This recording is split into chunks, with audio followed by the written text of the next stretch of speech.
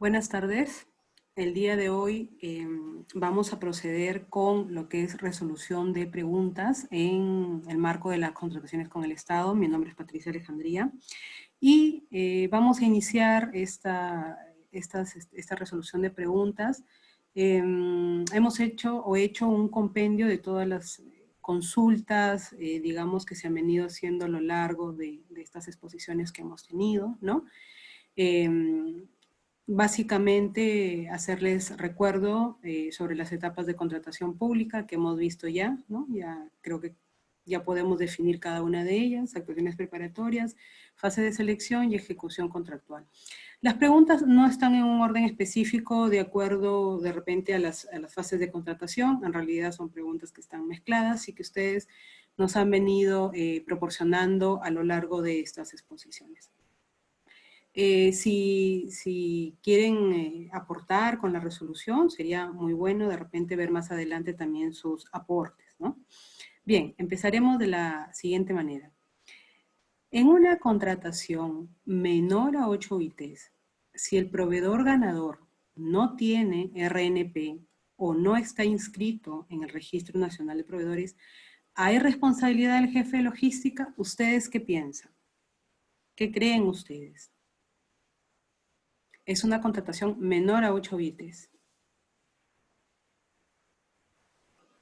Como regla principal, las contrataciones superiores a una UIT deben efectuarse con proveedores que cuenten con inscripción vigente en el Registro Nacional de Proveedores, ¿no?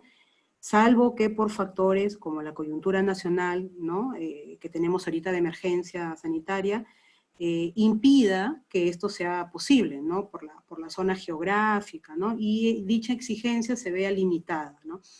En ese caso, y solamente en ese caso de forma excepcional, las entidades procederán a evaluar y contratar con proveedores sin registro, sin RNP, pero justificando dicha decisión, ¿no? Ahora, en el marco de ello, también tenemos que tener conocimiento que todas las contrataciones que son inferiores a una UIT, no es obligatorio que el proveedor cuente con RNP, ¿no? Porque son en realidad montos bastante bajos, ¿no? Y si el monto supera la UIT, sí vendría a ser obligatorio, ¿no? También. Tenemos dentro de este contexto también, no olvidemos, ¿no? Que las contrataciones de proveedores se pueden dar en el marco que pueden ser nacionales, extranjeros, ¿no? Persona natural, persona jurídica, lo que ya hemos venido viendo en realidad, ¿no? En caso la entidad decide contratar con un proveedor extranjero, se acogerá a las mismas reglas, que puede ser también un proveedor nacional, y en virtud al principio de la igualdad de trato, ¿no? Dicho proveedor puede ser extranjero, va a recibir el mismo trato que las empresas peruanas, ¿no? Que oferten también, ¿no? Bien. En una contratación de bienes, un postor realiza una observación a las bases. Manifiesta que es conveniente incluir dicha observación a los factores de evaluación. El comité UOEC, ¿no? El órgano encargado de contrataciones, puede acoger dicha observación al incluir un nuevo factor de evaluación. ¿Qué creen ustedes?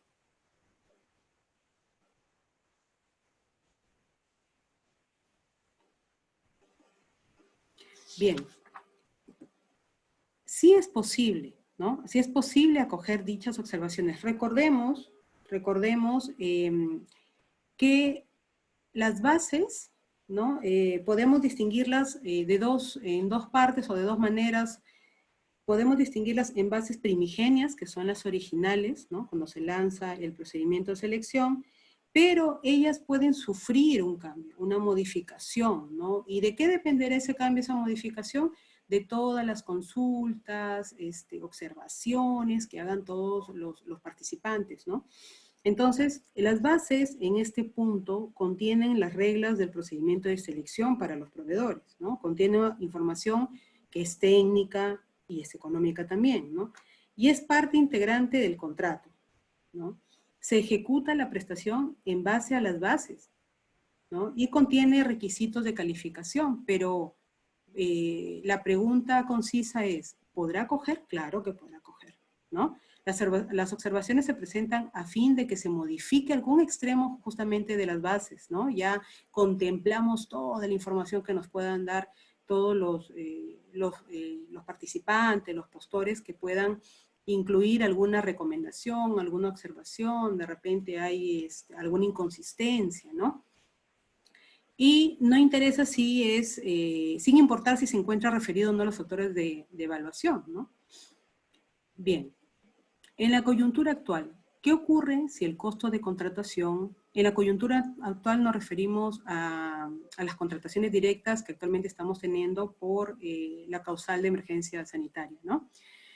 ¿Qué ocurre si el costo de contratación es igual o superior a 8 UITs? ¿Qué sucede? ¿Qué creen ustedes que suceda? Es recomendable realizar la contratación directa bajo la figura de situación de emergencia, ¿no? Aplicando el criterio de celeridad. Recordemos que dentro de lo que es la situación de emergencia, en base a la contratación directa, aplicamos ahí a dos criterios, ¿no? Uno que es el supuesto de emergencia, y eso nos conlleva a lo que es la inmediatez del servicio, y lo otro que es, constituye que se compre lo estrictamente necesario para la atención de esa emergencia, ¿no? Tenemos aquí un ejemplo, ¿no? En la coyuntura actual, si seguimos dentro de lo que son las contrataciones directas por estado de emergencia, se requiere la compra de 500 canastas para un distrito en la ciudad de Lima, con un valor de 80 soles cada una. ¿Cuál es la figura de contratación? ¿Qué creen ustedes?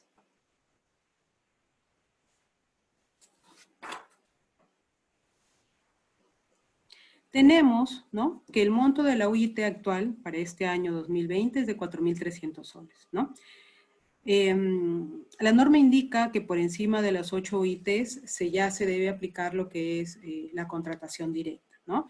Entonces tenemos que el umbral, ¿no?, de monto es de 34.400.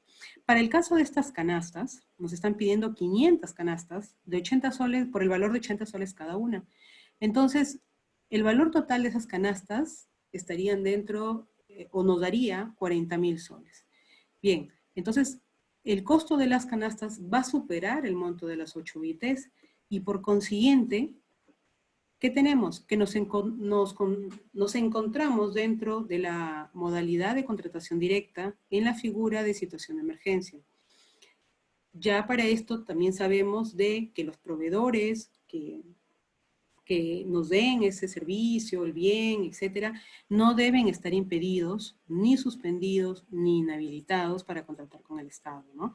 El proveedor puede presentar su oferta por cualquier medio de comunicación, sea escrito o digital, que bueno, ahorita por las circunstancias en las que estamos, no, lo están presentando digital, y debe estar inscrito en el Registro Nacional de Proveedores, ¿no?, salvo y excepción de coyuntura actual que ya explicamos en la pregunta anterior. Bien, frente a la coyuntura actual, seguimos dentro de la parte de contrataciones directas. Por contratación directa, ¿cómo se realiza la regularización?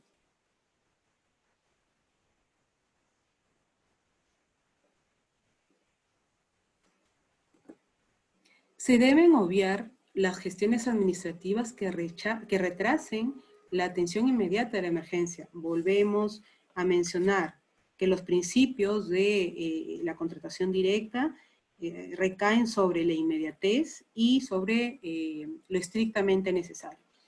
La regularización aplica a un plazo máximo de 10 días hábiles, ¿no?, de efectuada la entrega del bien, o tras la entrega, en el caso sea un suministro, o del inicio de la prestación, ¿no?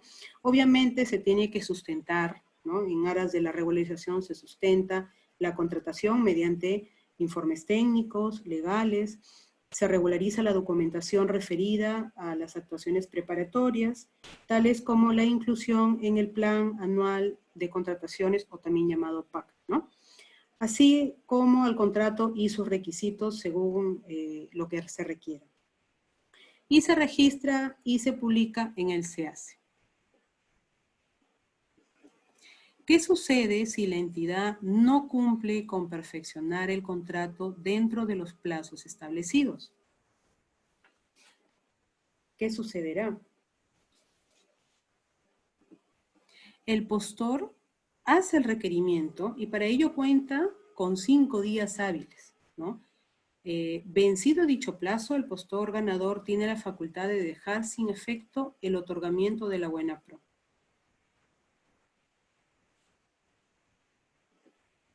El postor ganador de la buena pro ha entregado documentos falsos. ¿Qué procedimiento se configura? Lo vimos en las clases anteriores. Vimos anteriormente que era incluso una de las infracciones más graves que puede cometer, ¿no? un proveedor, un postor, ¿no? La entidad incluso puede declarar nulo el otorgamiento de la buena pro por la emisión de documentos falsos, ¿no? Incluso se contemplaba lo que es la inhabilitación definitiva, ¿no? Que es la sanción más severa a un proveedor. Para compras realizadas en la coyuntura actual, ¿qué pasa cuando tenemos compras mayores de 8 UITs y otras menores a 8 UITs? ¿A qué entiendo esta pregunta? ¿A qué refiere, no? Que, por ejemplo, estamos en un estado de emergencia, tenemos que recurrir a compras directas. Sin embargo, hay productos, no sé, le puedo llamar de repente bolsas, ¿no? Que no superan las 8 UITs, pero a la par también necesitamos productos que sí superan las 8 UITs. Entonces, ¿qué figura se puede dar ahí? ¿No? Corresponde emitir una orden de compra o de servicio por un monto igual o inferior a las 8 UITs, ¿no? Y en el caso de las contrataciones directas, las que superen las 8 UITs, ya procedería lo que son las contrataciones directas bajo la situación de emergencia. En una contratación directa se hace necesario el requerimiento de una carta fianza, en una contratación directa se hace necesario el requerimiento de una carta fianza considerando que el proveedor se encuentra cumpliendo con la entrega del producto. ¿Qué creen ustedes? Aquí vamos a aplicar el aspecto de la razonabilidad, ¿no? En caso el proveedor cumpla con entregar la totalidad del producto objeto de la contratación directa, no se advierte razonabilidad de requerir la presentación de dicha garantía, ¿no? Pues ya habría cumplido con sus obligaciones contractuales, ¿no? Supóngase que de repente es algo de mucha urgencia, ¿no? Mucha urgencia. Entonces, el proveedor ya está haciendo entrega de ese producto, de repente por partes, ¿no? Pero ya está haciendo la entrega. Es más, ya está de repente llegando hasta término la entrega, entonces aplicamos el criterio de razonabilidad. Ya está a punto de terminar, entonces, ¿para qué ya se haría efectiva una carta fianza, ¿no? Si ya prácticamente está terminando de entregar el producto, ¿no? Obviamente, en todos los procedimientos no se da de la misma manera, ¿no? Las compras directas deberían tener un comité de selección para mejor evaluación de la compra. ¿Qué creen ustedes? No. Estos procedimientos se van a ser llevados a cabo por el órgano encargado de las contrataciones. ¿Es posible realizar otra contratación directa del mismo requerimiento dentro del plazo del estado de emergencia en una entidad de salud? En las contrataciones directas no se aplican las contrataciones complementarias, ¿no? En las contrataciones directas por desabastecimiento y emergencia, de ser necesario prestaciones adicionales, se requiere previamente la emisión de un nuevo acuerdo o una resolución que así las apruebe, ¿no? Si se cumple con la prestación en forma total y a satisfacción de la entidad, cabría la regularización posterior de la garantía.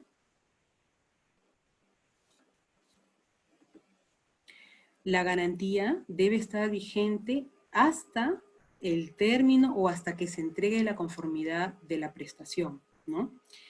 Si se entregó la prestación y aún no ha habido conformidad, sí debe de recurrir a regularizarse, ¿no? La garantía, ¿no? Porque todavía no existe una conformidad, ¿no? Si ya existiera ya una conformidad, bueno, aplicamos, como les dije anteriormente, el criterio de razonabilidad, pero mientras que no hay una conformidad, aún se debe o deberíamos estar solicitando la regularización, ¿no? Dentro de los requisitos de calificación, ¿es obligatorio o facultativo la experiencia del postor? ¿Qué creen ustedes?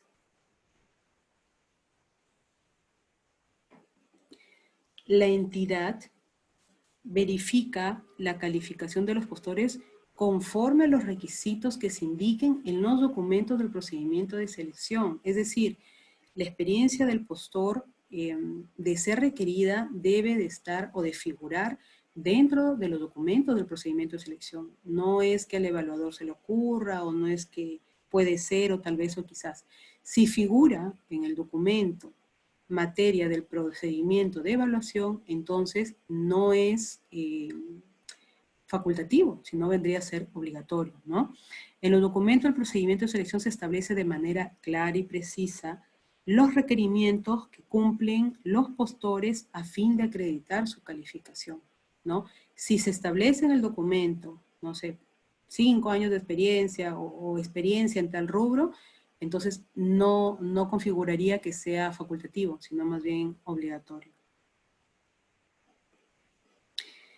¿Cuál es el valor máximo de la garantía?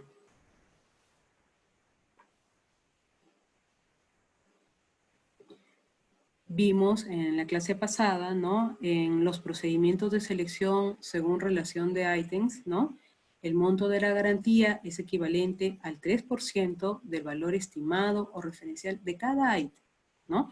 Y en ningún caso la garantía puede superar las 300 UITs.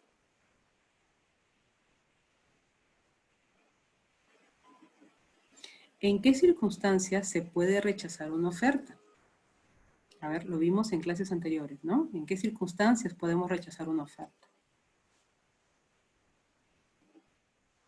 La entidad puede rechazar ofertas cuando éstas se encuentren por debajo del valor referencial, ¿no?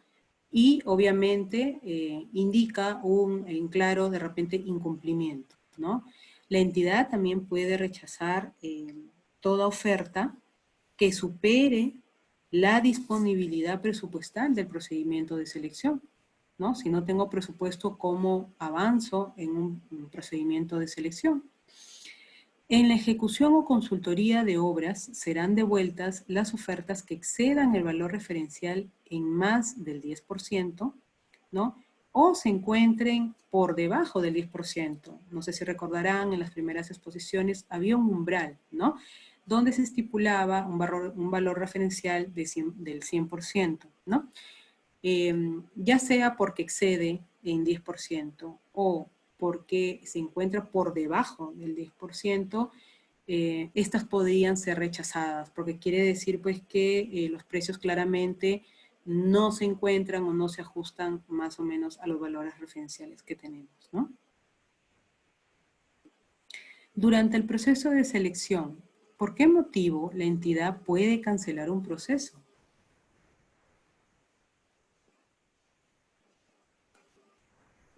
¿Por qué podría ser?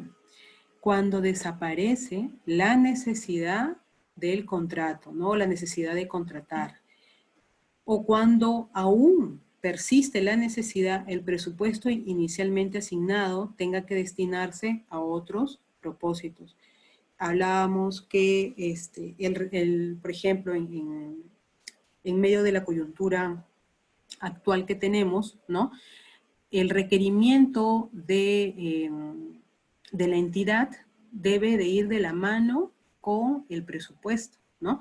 Yo no puedo de repente solicitar que por protocolos sanitarios haya una nueva necesidad, ¿no? Obviamente hay una nueva necesidad y solicito un nuevo requerimiento, ¿no? Para adecuar esos protocolos sanitarios, pero yo no tenga el presupuesto para manejar eso, ¿no? A eso se refiere, ¿no?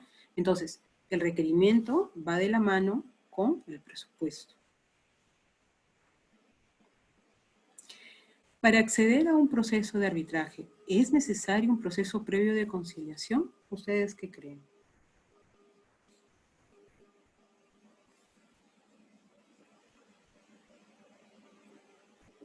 No lo es. No es un requisito previo iniciar un proceso conciliatorio antes de ir al arbitraje, ¿no? Dependiendo del tipo eh,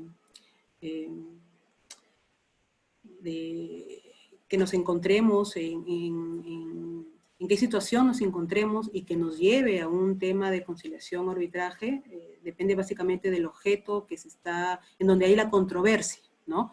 De ese objeto depende, no depende si primero recurrimos al conciliatorio y luego al arbitraje, no. ¿Qué sucede si el postor ganador de la buena pro no se presenta a la firma de contrato? Y a su vez, el postor que quedó en segundo lugar tampoco lo hiciera. ¿Qué creen ustedes que pueda suceder en ese caso? Exacto, se declara desierto el procedimiento de selección, ¿no? No fue el primero, luego se pasa al segundo, tampoco, entonces se declara desierto. Todos los contratos deben contener una cláusula anticorrupción. ¿Qué piensan ustedes?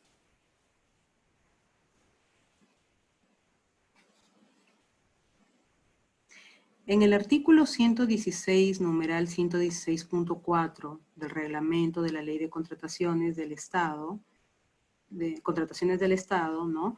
Existen las cláusulas, ¿no? Y es de carácter obligatorio bajo sanción de nulidad incluso, ¿no? Ahora, dichas cláusulas deben tener como mínimo la declaración y garantía del contratista de no haber incurrido directa o indirectamente en actos que hayan sido ilegales, ¿no? De beneficio ilegal.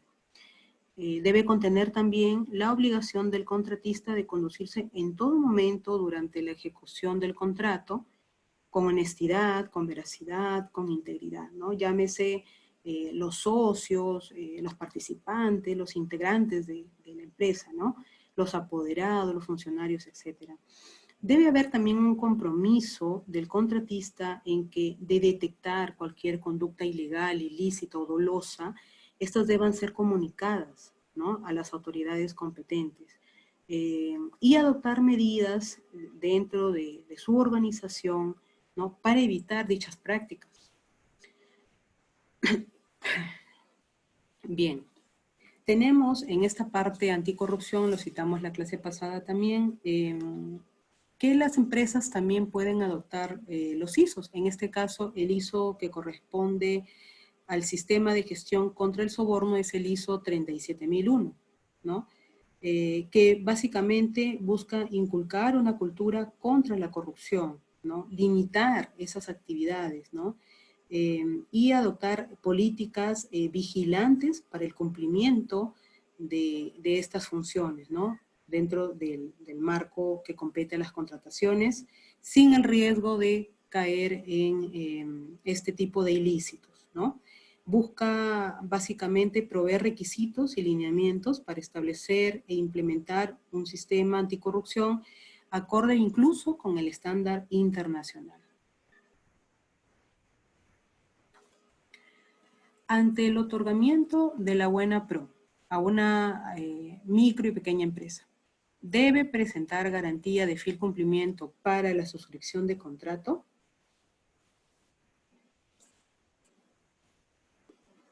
Para la suscripción del contrato, el postor ganador de la buena pro deberá deberá presentar las garantías correspondientes, ¿no?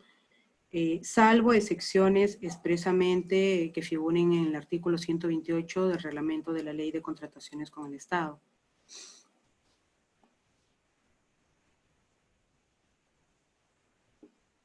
Ante la resolución de un contrato y teniendo la urgencia de culminar la prestación, se puede contratar por contratación directa, digamos que de repente tenemos una empresa, ¿no? De la cual se ha resuelto el contrato. Ya no va más esa empresa por X motivos, ¿no? Sin embargo, tenemos la urgencia de culminar dicha prestación. Igual es necesario, ¿no? Culminar esa prestación. ¿Se puede contratar por contratación directa? ¿Qué creen ustedes? En el caso que ninguno de los postores que participaron en el procedimiento de selección acepte la invitación a contratar y aún así persista la necesidad urgente de la entidad de continuar con la ejecución de las prestaciones, ¿no? Y que obviamente no se están dando por la resolución que ha habido de este contrato anterior, la entidad está facultada a efectuar una contratación directa, ¿no? Obviamente, todos estos casos excepcionales siempre luego se corroboran o se sustentan, ¿no? Si se requiere una prestación adicional, ¿cuál es el monto máximo a contratar?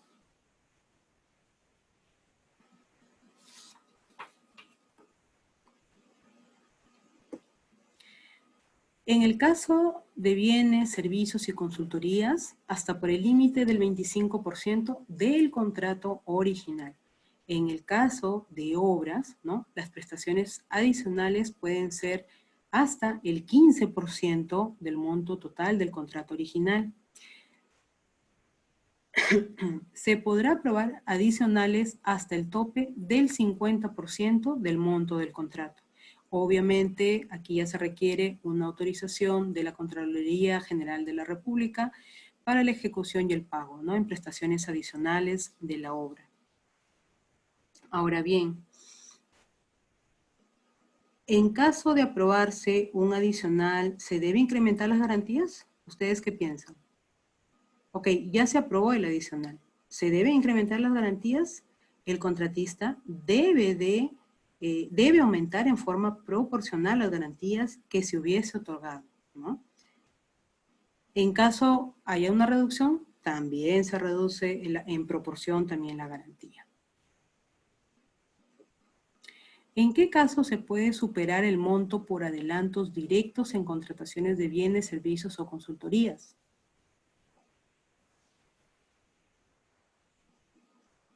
¿En qué caso se pueden superar este monto? En ningún caso, ¿no?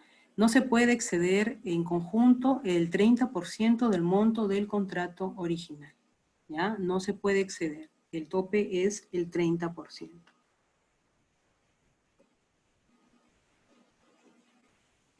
¿Qué antigüedad debe tener el valor referencial? Hay un valor referencial, ¿no? En todos los procedimientos, en todo el proceso hemos visto que siempre nos enmarcamos en el tema de que hay un valor estimado, un valor referencial. Ok, ¿qué antigüedad? Porque de repente el valor referencial de hace unos 5 años, hoy ya no es vigente, hoy no me sirve. Entonces, preguntamos, ¿cuál es la antigüedad que debe tener un valor referencial o el valor referencial? Para bienes y servicios, no debe ser mayor a 3 meses, ¿no? Contados a partir de la aprobación del expediente de contratación. Y en el caso de ejecución y consultoría de obras, el valor referencial para convocar un procedimiento de selección no puede tener una antigüedad mayor a los 6 meses, contados a partir de la fecha de la determinación del presupuesto de obra y del presupuesto de consultoría de obra. ¿Se puede renunciar a ser miembro del comité de selección?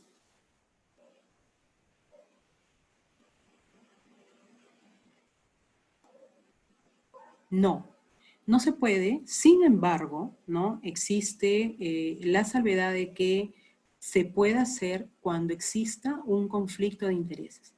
En este caso, la renuncia se presenta por escrito y detallando las razones que sustentan el conflicto de intereses. Ahora, aquí también apelamos a que la persona que es integrante del comité de selección esté diciendo obviamente la verdad, ¿no? Y que hay un conflicto de intereses y que por eso se está retirando, etcétera, ¿no?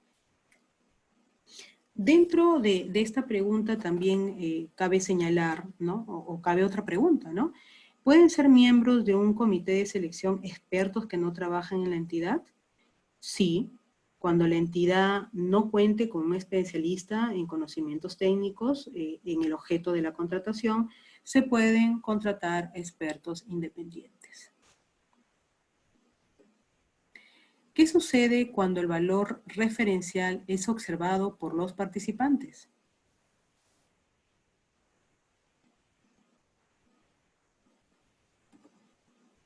El órgano a cargo del procedimiento de selección debe hacer de conocimiento estas observaciones, ¿no?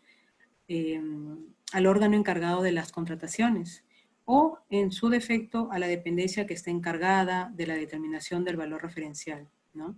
Para su opinión, y si fuera el caso, se apruebe un nuevo valor referencial, puede ser también, ¿no? De no aprobarse las bases, ¿es posible iniciar el procedimiento de selección?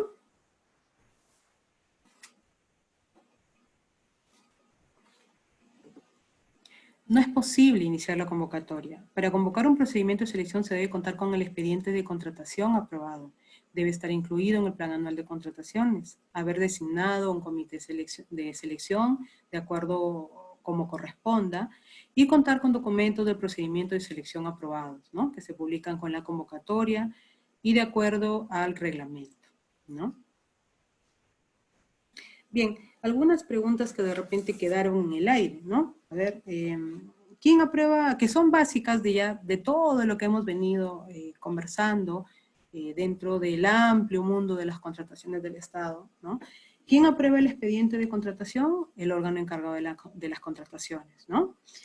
Por ejemplo, ¿quién custodia el expediente de contratación? Lo custodia el órgano encargado de las contrataciones, salvo se encuentre en manos del comité de selección en ese momento, ¿no? ¿Es posible convocar a un procedimiento de selección sin certificación de crédito presupuestario?